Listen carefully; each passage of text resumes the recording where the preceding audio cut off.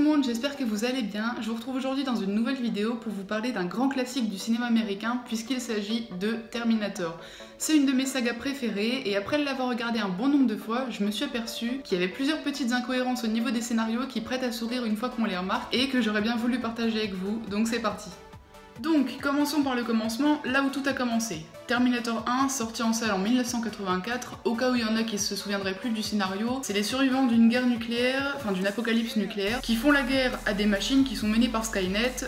Les humains forment un mouvement de résistance qui est lui-même mené par John Connor. Dans cette époque, la résistance gagne la guerre et Skynet constate qu'il a perdu. Donc il décide de modifier le passé et pour ça il va envoyer un Terminator dans le passé pour tuer Sarah Connor avant qu'elle mette John au monde. Comme ça, qui dit pas de John Connor, dit pas de mouvement de résistance et donc dit victoire de Skynet. La résistance, parallèlement à ça, va envoyer un soldat pour protéger Sarah Connor, et ce soldat n'est autre que Kyle Reese, le père de John Connor. Sauf que Skynet sait que c'est Kyle Reese, le père de John Connor, et pas quelqu'un d'autre. En fait, l'incohérence, elle vient tout simplement de l'inutilité du voyage dans le temps. Pourquoi retourner dans le passé pour tuer Sarah Connor, alors qu'il suffit juste de mettre un Terminator aux trousses de Kyle Reese dans le présent, qui aurait pour mission de le tuer, avant même que Kyle Reese retourne dans le passé. Auquel cas, il n'aurait pas besoin de retourner dans le passé, puisqu'il serait mort. Et que donc, sans qu'il n'y ait un des deux parents, John Connor ne peut pas être conçu, et Skynet gagne la guerre.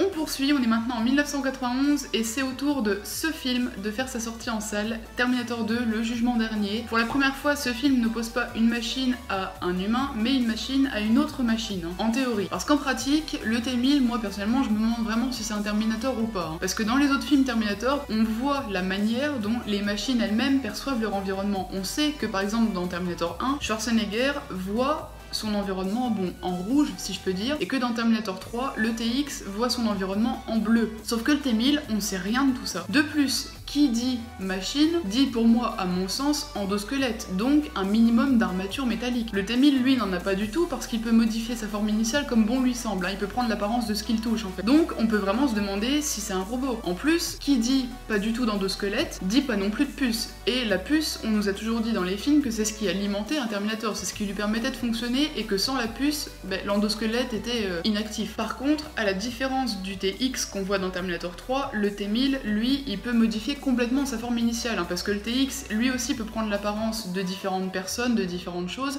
mais il a quand même un minimum d'endosquelette, alors que le T-1000 pas du tout, hein, c'est un chewing-gum le mec. Hein. Limite, c'est le fils illégitime de Monsieur Malabar et du surfeur d'argent. Hein. Ça c'était pour la petite vanne du jour, d'accord, je sors. Donc tout ça pour vous dire que pour moi le T-1000 n'est pas un Terminator, hein. Aussi bien celui qu'on voit dans Terminator 2 que celui qu'on voit dans Terminator 5. Hashtag spoil. Voilà. Et on continue avec Terminator 3, sorti en salle en 2003. Alors à mon sens, ce film présente deux incohérences majeures. Hein. La première incohérence, c'est bien sûr la mort de Sarah Connor. Comment ça se fait que Sarah Connor, qui a tout appris à son fils, qui s'est battue pendant toute sa vie d'adulte contre des Terminators, meurt entre Terminator 2 et Terminator 3, ça veut dire qu'on voit pas sa mort, et en plus d'une leucémie. Il meurt même pas en se faisant tuer par une machine ou autre. Sa mort n'est pas mise en scène dans Terminator 3, la seule chose qu'on voit dans le film, c'est son cercueil dans lequel sont stockées ses armes. J'ai eu énormément de mal, entre guillemets, à me faire à l'idée que Sarah Connor était morte entre deux films et qu'on voyait même pas sa mort, hein, parce que pour moi ça a été un des personnages phares de la saga, donc le jour de sa mort, bon je m'attendais à ce qu'elle soit morte en se faisant tuer par une machine et qu'on le voie à l'écran. Or là pas du tout, donc pour moi c'est pas du tout crédible. Et la deuxième incohérence réside à mon sens en l'apparition de Catherine Brewster, hein. On ne sait pas du tout d'où vient cette demoiselle, on sait juste que dans Terminator 3 elle se fait protéger au même titre que John Connor, alors que John Connor c'est quand même quelqu'un d'important. Son père il est quand même mort pour le protéger, donc ses parents ils ont été attaqués. Alors que Catherine Brewster, bon elle apparaît comme ça. La seule chose que on nous dit dans le film, c'est que grâce à Catherine Brewster, John Connor prend contact avec le reste de la résistance et apprend à combattre Skynet. Tout ça c'est bien beau, mais en attendant ça nous dit pas comment elle va servir entre guillemets à John Connor pour gagner la guerre. Parce que je vous rappelle que ça fait quand même deux films qu'on nous explique que John Connor est le leader de la résistance et le dernier espoir de l'humanité, et d'un coup on nous dit que Catherine Brewster va aider John Connor dans son mouvement de résistance alors qu'on ne sait pas d'où elle sort, une nouvelle fois.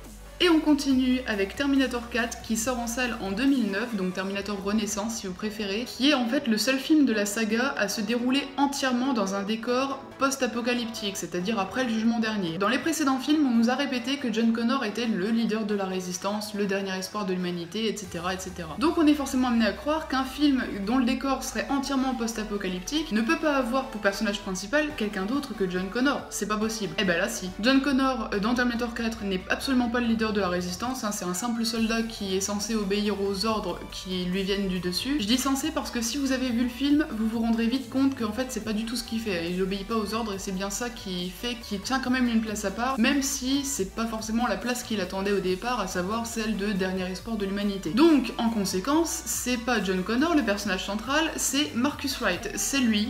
Une nouvelle fois, on se retrouve avec un inconnu dans le film, exactement comme dans Terminator 3 avec Catherine Brewster, sauf que là, en plus, il tient la première place, c'est quand même un rôle important. Moi, personnellement, je trouve pas ça très crédible, après, à vous de vous faire votre opinion. Hein. Deuxième incohérence, toujours dans Terminator 4, l'environnement post-apocalyptique, hein, parce que bien entendu, dans les précédents films Terminator, les images qu'on nous montrait du futur montrent des scènes sombres, impressionnantes, et dans lesquelles on voyait des armées entières de Terminator se déplacer. Tandis que dans Terminator 4, l'environnement post-apocalyptique qu'on nous présente n'est certes pas tout rose, mais à côté de ce qu'on nous montrait dans les précédents films, c'est largement moins pire, hein, clairement. Pourquoi? Et bien tout simplement parce que dans Terminator 4, on voit, allez, en arrondissant, 20 machines pour tout le film, c'est tout. En plus, dans les images des anciens films, on voyait aussi les résistants se battre avec des armes assez futuristes, hein, des lasers, des choses comme ça, alors que dans Terminator 4, on ne voit pas une seule arme laser, ils ont tous des armes entre guillemets normales, hein, des armes qui existent aujourd'hui. Troisième petite incohérence de Terminator 4, mais ça c'est juste pour le détail, au début du film, dans la première scène dans laquelle John Connor apparaît, on le voit descendre d'un hélicoptère et tuer un Terminator en lui mettant une balle dans la tête, tout simplement. Vous trouvez pas qu'il y a une petite différence de difficulté là? Si on revient quelques films en arrière, dans la scène finale du premier Terminator, Kyle Reese, même en faisant exploser le Terminator, ça lui a pas suffi, il a fallu en plus qu'il soit écrasé. Et au passage, Kyle Reese est mort en voulant protéger Sarah Connor. Alors que John Connor, il arrive, il atterrit avec son hélicoptère, il lui colle une balle dans la tête et c'est fini. D'accord. Mais bon, moi en voyant ça, je me dis juste une chose, hein, c'est que si vraiment pour tuer un Terminator, il suffit juste de lui coller une balle dans la tête, Kyle Reese il aurait pu y penser dans le premier Terminator, hein, ça aurait été vraiment plus pratique et en plus il serait pas mort. Et ça y est, on arrive déjà à la fin de la saga, il reste un seul film, Terminator Genesis, sorti en salle en 2015, sauf que pour cet opus, j'ai préféré ne pas vous donner d'incohérence parce que la nouvelle timeline instaurée par Terminator Genesis est déjà assez compliquée comme ça, et que si en plus on se rajoute des incohérences, personne ne va rien y comprendre en fait. Les films Terminator constituent l'essentiel de la saga, je pense que tout le monde est d'accord pour le dire, par contre, parallèlement à ça, il faut pas oublier qu'il y a aussi eu une série qui est sortie à peu près en même temps que Terminator Renaissance, qui s'appelle Terminator les chroniques de Sarah Connor. Pour ceux qui connaissent la série, je vous invite à aller regarder un épisode dans lequel Cromarty, en prenant la voix de Sarah Connor ou de Riley, je sais plus, Riley c'est la copine de John Connor pour ceux qui connaissent pas la série, demande à John Connor de le rejoindre sur une jetée, donc un ponton entouré d'eau. Hein. John Connor, pensant que ce n'est pas Cromarty qui est en train de lui parler, mais bel et bien le personnage dont il a pris la voix, s'exécute, va voir sur la jetée, et là il se rend compte qu'en fait c'est Cromarty qui lui a donné rendez-vous parce qu'il le voit. Il essaye alors de lui échapper, il change de veste, il met une casquette, il met une paire de lunettes, sauf que Cromarty le repère et se met à le suivre. Résultat des courses, tout le monde finit dans l'eau, John Connor arrive à échapper à Cromarty parce que là on s'aperçoit que Cromarty ne sait pas nager. Donc si j'ai bien compris, Skynet se casse les pieds à faire des machines hybrides comme Marcus Wright dans Terminator 4, des machines qui ressemblent le plus possible à un humain. Skynet se casse aussi les pieds à faire des machines qui peuvent prendre n'importe quelle forme et n'importe quelle apparence, comme le T-1000 dans Terminator 2, mais Skynet ne sait pas faire des machines qui savent nager. Donc si Cromarty par exemple avait eu pour mission de tuer non pas John Connor mais quelqu'un comme Jacques Mayol, en gros c'était fini quoi, le Terminator échouait dans sa mission à tous les coups, parce que Jacques Mayol franchement pour le tuer quand on sait pas nager c'est pas si simple. Hein. Et voilà, cette vidéo de Terminator s'achève ici, j'espère qu'elle vous aura plu, si c'est le cas n'hésitez pas à la liker, à me laisser un petit commentaire, ça me ferait hyper plaisir, et à vous abonner à la chaîne. Je vous fais de très gros bisous, je vous dis à très vite pour de nouvelles vidéos. Bye bye.